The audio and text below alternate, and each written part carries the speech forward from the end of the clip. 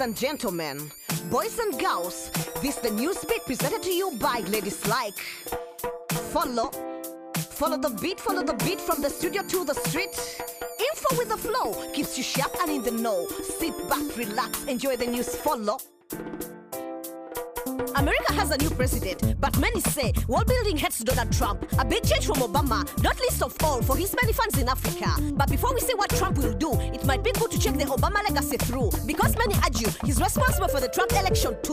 Obama promised to break away from the Wall Street, but bail out banks as soon as he could do. He promised transparency about military actions, but sacred drone attacks and tortures have never been as common. Black Lives Matter and other groups took to the street to protest police brutality, especially against black kids. But Obama had nothing to say, and no policeman ever went to jail. 2,000 Palestinians were killed by the Israeli, while the US was sending $200 million to their army. During Obama, the economy rose, but the top 1% got nearly 2/3 of the income growth. While child poverty remains astronomical, supporters of Obama remain supportive and hypocritical. And to those that say that Trump's immigration policy is a crash, remember that Obama deported 2.5 million immigrants under his watch.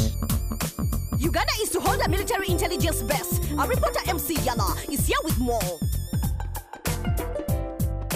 The eastern part of the Democratic Republic of Congo has experienced rampant military activity since the regional wars between 1996 and 2003 plunged the region in a state of instability, resulting in the death of millions and the destruction of property. Hundreds of people have been killed by rebel militia, as attacks on civilians have intensified since October last year.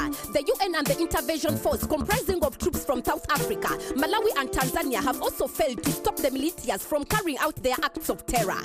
However, Uganda is to host a military intelligence base to monitor the troubled region, which will deploy 12 military intelligence officers from all the Great Lake countries for the mission. The intelligence officers will be based at Uganda's border town of Kasese to monitor the Uganda Islamist rebel group, the Allied Democratic Forces, which has been accused of recruiting the region's desperate youth and forging alliances with the Al-Shabaab and Boko Haram terror groups. Although the ADF initially comprised of rebel recruits from Congo and Uganda, recent arrests have revealed recruits from Kenya, Tanzania, Burundi and Rwanda. The intelligence unit is also concerned about the 80,000 South Sudanese refugees in Congo, as some of the former fighters of Dr. Riek Machar could become a new front in the vast country's jungles. The joint follow-up mechanisms was launched last year in Kampala City and is to be officially inaugurated late this January to strengthen the region's stability. I'm MC Yala reporting for Newsbeat. Thank you, MC Yala, for that report. It seems like Germany is finally sued. Our reporter MC Loy is here with more details. In the early 1990s, the Herero and Nama tribes of Namibia revolted against German occupation. Germany, in retaliation, embarked on a campaign to exterminate the rebellious tribes, and over 100,000 Herero and Nama people lost their lives. In the years that followed, land was confiscated and livestock plundered, and many natives were put into concentration camps, raped and murdered. Skulls were taken for racist experiments in Germany, and tens of thousands of survivors were forced into the Kalahari. Although many historians have called this the first genocide of the 20th century, Germany only publicly acknowledged the fact in July 2015 through its foreign ministry. However, descendants of the Herero and Nama people filed a complaint in a district court in Manhattan to seek reparations for the incalculable damages caused by the Germans. Germany, on the other hand, has publicly said that settlement will not include reparations and has proposed funding infrastructure projects and setting up a youth exchange foundation.